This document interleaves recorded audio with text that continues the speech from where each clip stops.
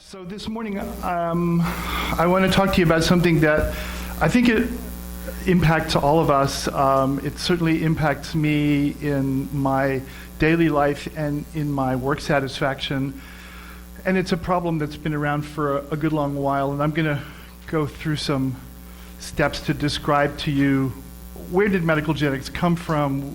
Who are we? What do we do? Where are we now? And what might be the issues involved in that. And so,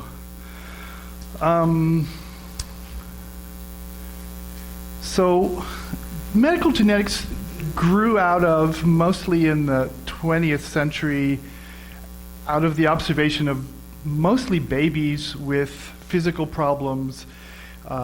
They became described as syndromes, and interestingly, most of the folks who were doing this were actually internists. I don't have any good answer for why that should be, but many of them that we know about, were started out as internists and were seeing these babies in America, but at the same time in other places around the world. London, Paris, Kiel all have really important genetic centers. And around this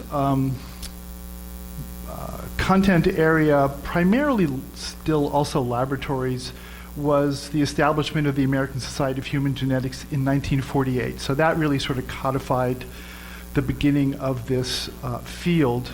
And by 1956, there were actually international congresses around human genetics happening. So the various countries were beginning to put this together.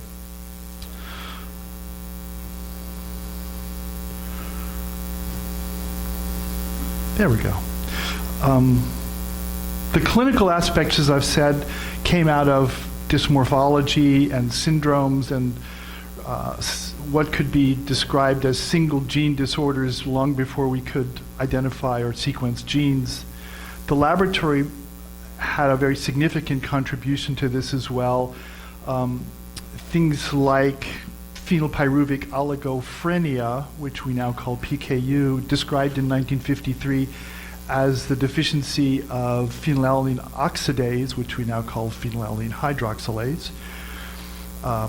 Chromosome numbers were being devised through staining techniques. So in the 50s, we found out for the first time that the actual number of normal chromosomes is 46. Nobody actually knew that before. Down syndrome, Turner syndrome, Klinefelters were described subsequently as we had these staining techniques and we could identify chromosome number. In '63, Guthrie started the newborn screening blood spot testing for PKU in Massachusetts, and that has obviously been a tremendous conceptual elaboration for so many diseases, and every year we add more to these blood spots, that was a pretty amazing step forward. And Marshall Nierenberg gave us the genetic code in the 60s, which allowed us to start to think about what would become molecular genetics. And we've sort of, I would say we all take all of this stuff for granted, but hard work was being done. So we have this domain of information around clinical babies, physical observations. We have these laboratory discoveries and some organization around genetic societies. And so these things come together to form what we now think of as medical genetics. So a couple more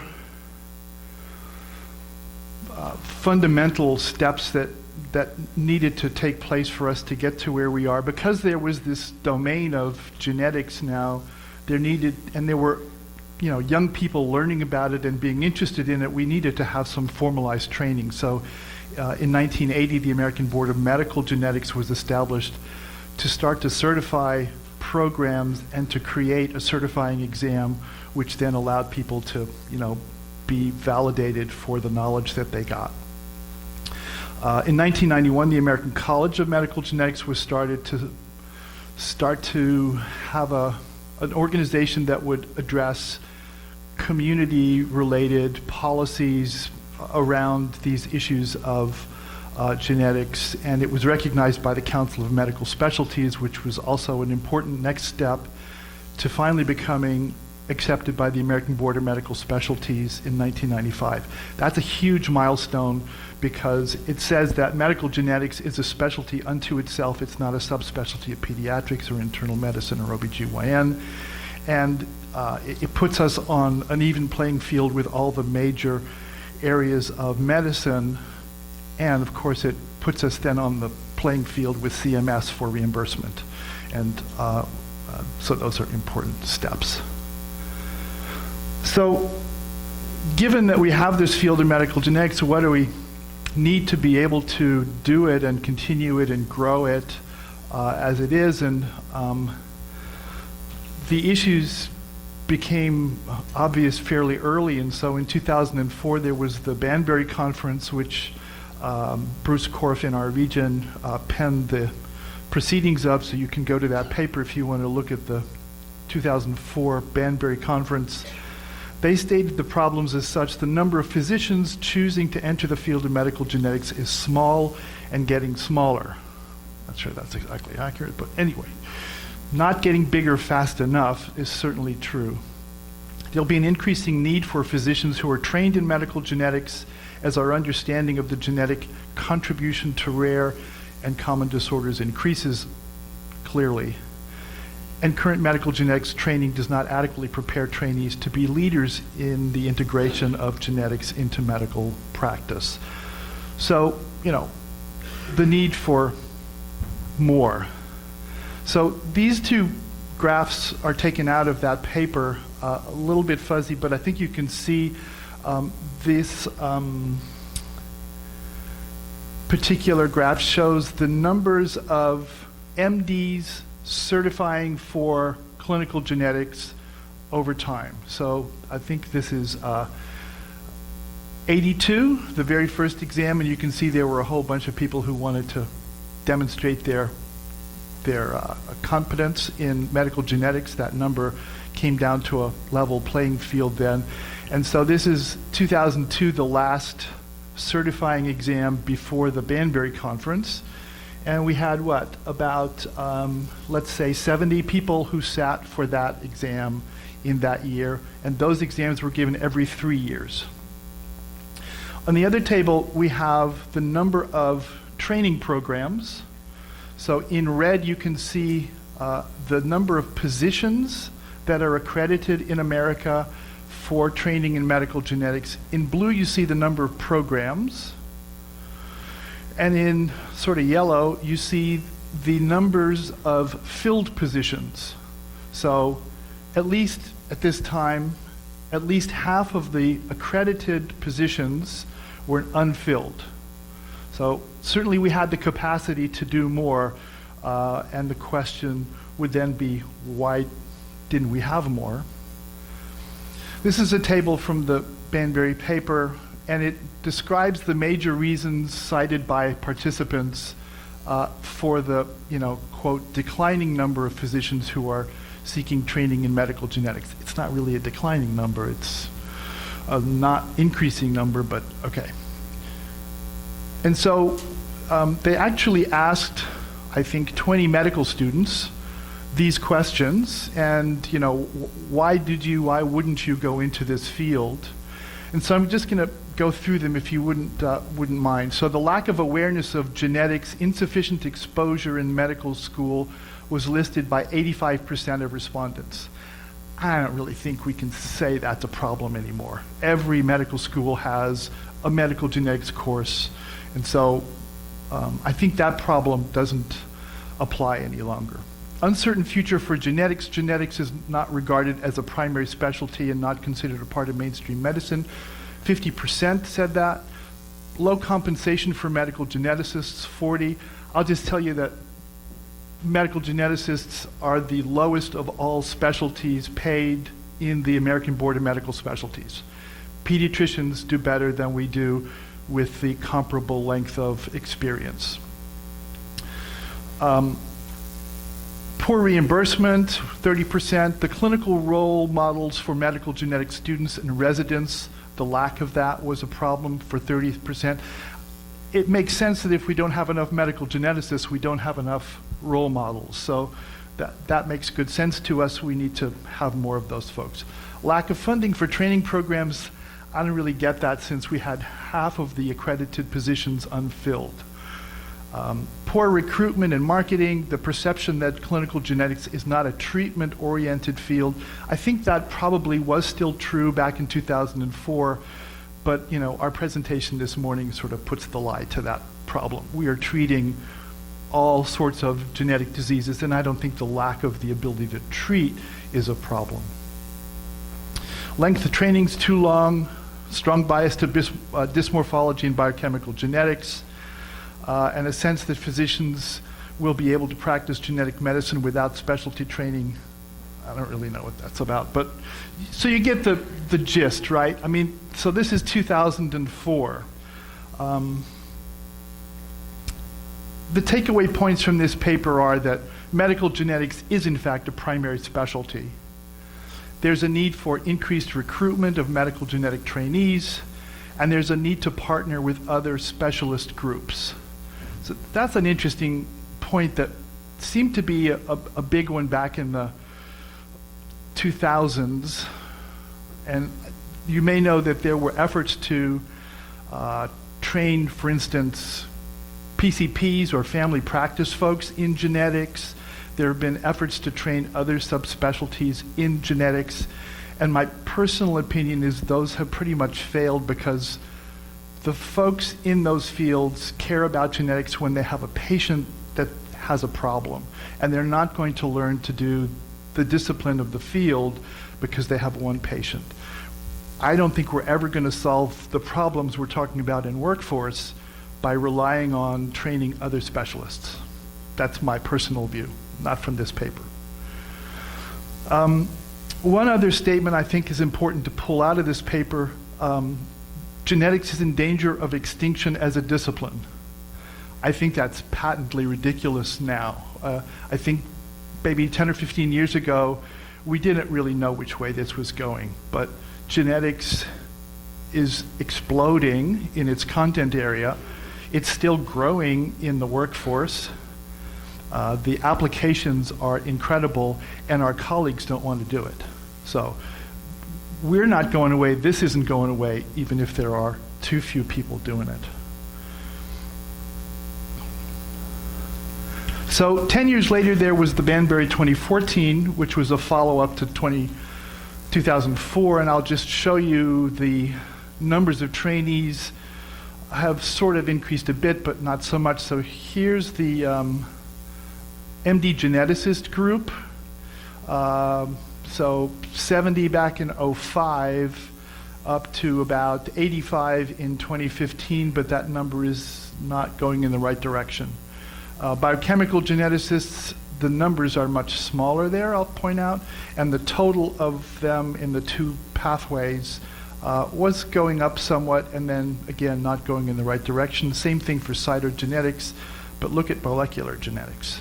So molecular's had a tremendous growth over the last 15 years because of the applications that we can now use for clinical practice, and the commercial laboratory explosion has occurred, we're all familiar with. So those are some interesting data, don't really solve this problem from my point of view. So in 2007, there was a report of a 2003 first survey of human genetics done by Cooksey and others. Mimi Blitzer, who's been the president for ABMGG, is a co-author of this paper. And they were able to identify in 2003, when the survey occurred, that there were 1,025 board-certified MD geneticists in the country, which gives you a rough arithmetic number of 3.5 clinical geneticists per American. So we can talk a little bit later about how many should we have. How would we establish that? This survey was really the first one to describe that the clinical genetics workforce had subgroups of practitioners, pediatric geneticists, adult geneticists, cancer, OBGYN, laboratory genetics, and so it describes that workforce in some detail. I'm not going to take care of that now. But there's an important conclusion: serious mismatch between the expansion of knowledge and clinical applications in the field of medical genetics and the size of the medical genetics workforce. So again, 2003 is when this survey occurred, 2007 published. They point out that many states and areas of the country have inadequate supply of medical geneticists, and so that begins to get to the issue of regionalization of strengths and weaknesses within the field. So the next, I think, important paper in this area is really 10 years later. Deborah Mazie and colleagues did another survey of a number of different types of geneticists, and they looked at medical geneticists, genetic counselors, metabolic dietitians, and other genetic professionals like nurses. There is actually a nursing genetics society, ISOM, and there were some physician assistants, I think, in that group too. And they could identify that at least among clinical geneticists, there was over 51% spent at least 60% spent at least 50% or more in clinical practice. So, gives you some sense of how busy are medical geneticists. In the 05 Cooksey paper, they identified that there were 6 new and 4 follow-up patients on average per week by a clinician. This paper now, 10 years later, shows 10 new patients and 8 follow-up patients per week. And they said 18% were using telemedicine. Again, that's 5 years ago, 6 years ago or so. I pulled this table out because it looks at the waiting time for patients to see a physician in genetics. And forget about this column for the moment, but this is the early Cooksey paper I told you about, and this particular paper now in 2005. And you can see that in the early Cooksey paper, 11% waited more than 3 months to see a physician, whereas in this paper, we now have 30% who are waiting. And I would suggest that most of us will say that, that's an underestimation for where we are now.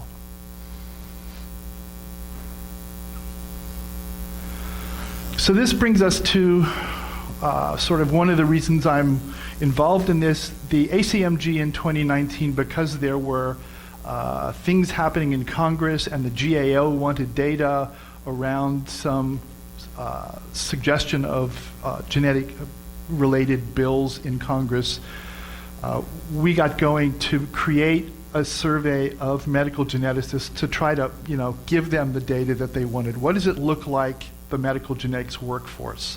They weren't going to pass bills that didn't have an adequate number of people to do it.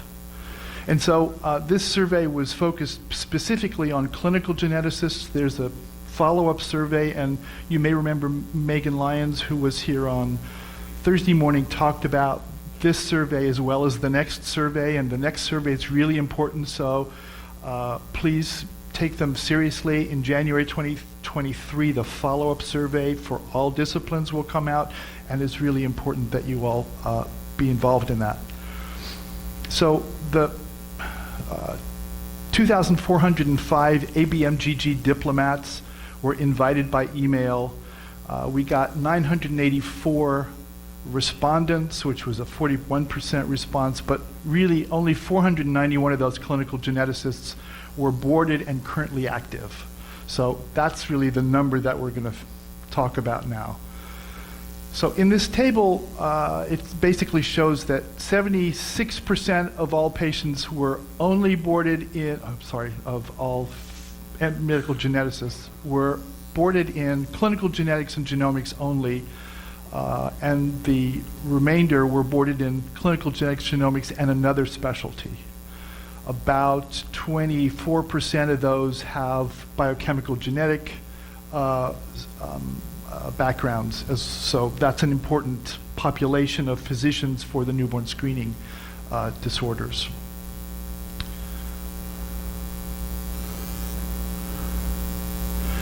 Just to compare again the Cooksey to the current survey, we have a greater number of females now in practice than we had before, significantly.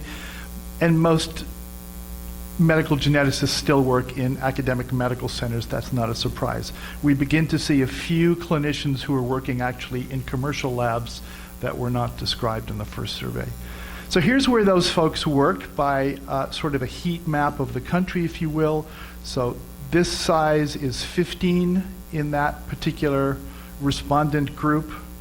And so, you know, Houston's doing pretty well. East Coast is doing pretty well. Idaho, Wyoming, Montana is a problem. And so unless you think that genetic diseases are only primarily found in major metropolitan areas, this map identifies a major maldistribution of the resources that we need to see. So on this next slide,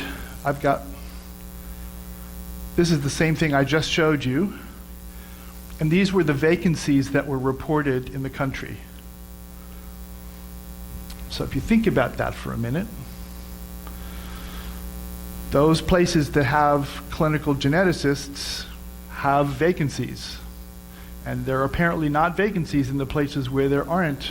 So this is not what we'd like to see in a map of vacancy jobs around the country, and something we need to think about and figure out. So here is the population of our respondents by how many years of practice have you had. And you know, you can read that for yourself. About 36% were in practice 21 years or more. Okay. When do you plan to reduce your hours was the question. And over 44% said in more than 10 years, so that's nice. But within 10 years, 34% said they were beginning to reduce their hours. And when do you intend to retire? 24% or so said they're going to retire in the next 10 years. So a quarter of the respondent population of clinical geneticists is intending to go away. And so if we were going to keep things even, we need to have that number of people being trained now. If we're going to get to where we'd like to go, we need to have more than that, obviously. How do you spend your time in clinical work? So of the 5 areas, adult medical genetics, laboratory genetics, metabolic, pediatric, and prenatal reproductive genetics, you know, a substantial in every percentage group said pediatric genetics. So this means 100 people said, I spend 41 to 60% of my time in pediatric genetics. You know, but there are a fair number of people doing adult medical genetics as well. So a fairly diverse population, diverse activities. What do you spend your time doing? So face-to-face patient care or non-face-to-face patient care? I guess that's perhaps telemedicine and or all the work that we do around a patient visit that's not actually with the patient. Medical genetics clinical lab, research, teaching, education, administration, and other. And again, the most common bar graph in all of these percentages is going to be face-to-face patient care with non-face-to-face as a substantial part. But there are a number of people who have significant administrative duties. Teaching is, you know, an important part of this as well. So medical geneticists are not just in clinic seeing patients all the time, they're doing a bunch of different things. And so when we talk about how many geneticists do you have clinically, it's really how many geneticists do you have clinically who are spending time doing patient care, because they're doing other stuff too.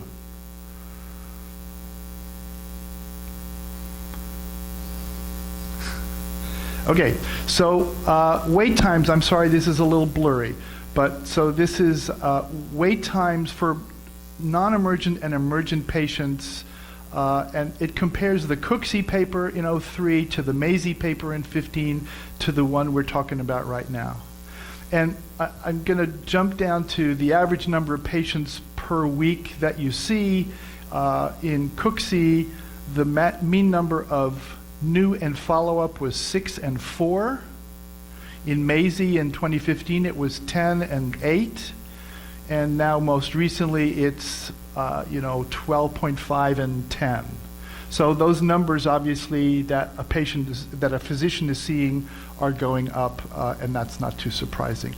What's the wait time for your non-emergent patients? So what's your next available, basically, is the other way to say that. And so more than 3 months in 03, it was 11% had to wait more than 3 months to see patients. In Mazie, it was 30, and now it's 39%. So 40% of patients need to wait more than 3 months to see a physician in medical genetics, and in many of our clinics, it's longer than that. Oh, sorry. Emergency patients. How long do you want to wait if you have an emergency? I guess what's an emergency to one person is different to another, but mostly we could agree on an emergency. But 21% of patients had to wait 3 to 6 days for an emergency patient. I'm assuming that's a metabolic patient, most likely, or someone who might need urgent care for a malformation. And 15% had to wait 1 to 3 weeks for an emergency visit. That's like crazy, right? How many clinical vacancies do you have in your center was the question, and over 100 people said they had 1. About 70 or so said they had 2. How long have those vacancies been with you? And the largest respondent group was 13 to 24 months. So those jobs are open and available and not being filled. So sort of the conclusions of this survey, I think, in the paper, by the way, referenced here in Genetics and Medicine from 2021, are that we confirmed that there are very significant problems or concerns in patient wait times, that there are many open jobs available, and that the anticipated retirements in the next 10 years is pretty significant. So where are we with that? I think there are exacerbating factors to this problem that I've listed here as well. So expanded newborn screening with low numbers of patients in metabolically trained physicians. We're adding new diseases to that newborn screening, and in most cases, a true positive expanded newborn screen is sort of a semi-emergent visit. We don't put those off for 3 months before we see them, obviously. Next-gen sequencing is becoming routine among non-geneticists. We're requiring the support and interpretation from us when they get results that they don't really know what to do with. So that we've all experienced that. Expanded clinical relevance of medical genetics to all specialties, but they're looking to us to support them in those patients. They're not doing it by themselves, and that's probably a good thing. Difficulty attracting medical students to open training programs. Why should that be? And I'll just point out to you that the mean debt for a medical student graduating in 2017 was $186,000. So if that's your mean debt, are you going to think about going into medical genetics? And that is part of the issue, I think.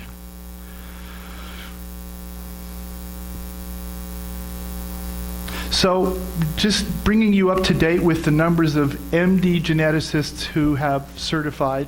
I guess for just a second I want to say I'm sorry to folks who are in the medical genetic workforce who I'm not talking about that are not MD geneticists. It's not that I think that MD geneticists are more important than nutritionists or counselors or any of that. I don't have that easy data available to me, number one. And number two, the reality is that in most cases, genetic workforce is driven by the MD center of the team. And so, without the MDs, we're not going to be able to proliferate most of the other areas that we want to continue to do. I mean, there are some exceptions to that, but mostly metabolic nutritionists don't work in the absence of a physician partner. So here's the clinical genetic numbers, and the last exam was given in 2019, that's last summer, 2021, pardon me, that's last summer. And so, we have a general trend up, but I'm not sure that this is where we all think the trend is adequate. Mimi Blitzer tells me that there are more people in training currently than there have ever been before. So, maybe this next number will be nice and high, and we are going up, but I think that we have a long way to go to be able to fill the positions, even just in our own centers, that we all have open positions. Just show you, this is a very busy slide, so take a deep breath. I'll walk you through it for a second. So this is the table that you can find on the ABMGG website yourself. It's the number of ABMGG certified specialists in all areas of medical genetics and genomics. So the last graph I just showed you is really the top, so we won't need to talk about those again. There was something called PhD medical genetics that stopped in '09. That is no longer a field that is trained or certified. Clinical biochemical genetics, so this is by year, I should say that. Each column there is the year of the exam. And it's important to recognize that at some point, clinical biochemical genetics expanded into medical biochemical genetics. The clinical biochemical folks used to be those who ran the biochem labs and saw patients. And now we've created a new pathway for the medical biochemical, who are just physicians to take care of those biochemical genetic patients. They don't need to be doing the lab thing. And so that's this line here. And you can see that that's going up fairly well. So if we want to know who's available in biochemical genetics, we sort of need to add 33 plus 12. And so that was the 45 people in that field who certified this past summer to take care of those patients. Additionally, if we look at cyto and molecular, starting in 2019, the ABMGG and now the ACGME, because they've taken over all of this, have collapsed cyto and molecular into one field called laboratory genetics and genomics. Each of these used to be a 2-year specialty, and you did a 3rd year to do the second one if you wanted to do both. And now LGG is 2 years. So I think many people who are in training positions for those laboratories feel that 2 years is a rush, but there it is. So you can see that this past summer, 129 people boarded in ABMGG, whereas only 4 and 9 respectively boarded in molecular and cyto, because this is going away. These are leftovers from previous training programs before they did LGG. So, I don't quite know what to make of these data except to say, here they are, and we can look at them. There's a lot of granularity there. The pathways are changing, so it's a little tough to follow, but these are the data, and you can look at them online every year, such as you might be interested. So how many geneticists ought we have? And there's no good answer to that. The Royal College of Physicians in 2013 published a sort of a white paper where they said, we should have 3 geneticists per million population. But the UK does things very differently in medical genetics than America does. In the UK, the metabolic patients are cared for by a separate specialty that's not considered genetics. It's actually metabolic medicine. metabolic medicine. So they don't really count that in their 3. And for other genetic patients, typically, correct me if I'm wrong, Neil, patients are referred for a consultation with a geneticist who makes his or her evaluation, sends that back to the primary care, and the patient continues to be followed by the primary care, and not in genetics. So geneticists tend to see patients once or twice only. So this 3 per million is in quite a different sort of paradigm than the way we work. The General Accounting Office came up with a number of 4 per million in 2020, and I have no understanding for where that number actually came from. And Mimi Blitzer went through her database for ABMGG and said, we currently have 1.9 clinical geneticists per million, but that of course assumes every 1.9 is doing 100% clinical, which isn't the case. So, you know, I think that we really need to have some better evaluation or estimation of what should the workforce look like, how many should we have, and that's a very complex thing to do. I mean, the only way I could imagine doing it is to add up all of the genetic diagnoses that we can think of, have a standard of care for visits for each of those diagnoses, and add them up in terms of the total number of visits. How many docs do you need to do that many visits? That's not very good either, is it?